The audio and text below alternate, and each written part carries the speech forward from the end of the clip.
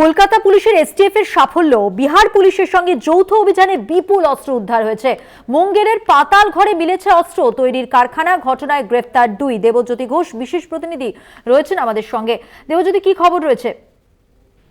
দেখো, মধুবন্তী বেশ কয়েকদিন আগে বৈঠকখানা বাজারে একটি জায়গাতে বিস্ফোরণের ঘটনা ঘটেছিল এবং তারপর থেকেই তদন্ত করতে নেমে কলকাতা পুলিশের এসটিএফ একটি বিপুল পরিমাণ অস্ত্র ভান্ডারের খোঁজ পেয়েছে এবং ইতিমধ্যেই মোহাম্মদ নাসিম বলে একজনকে গ্রেপ্তার করা হয়েছে এবং বাড়ির মালিক ওয়াজিদ রহমান বলে একজনকে গ্রেপ্তার করা হয়েছে।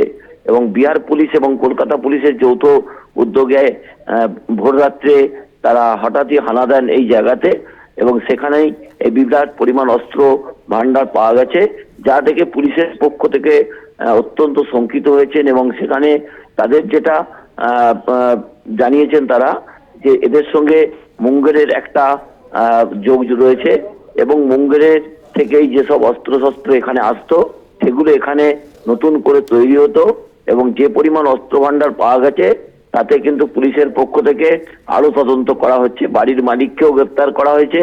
যে একটি রান্নাঘর ছিল এবং রান্নাঘরের নিচেতেই এই বিপুল পরিমাণ অস্ত্র ভান্ডার ছিল এবং সেই অস্ত্র পুলিশের পক্ষ থেকে উদ্ধার করা হয়েছে।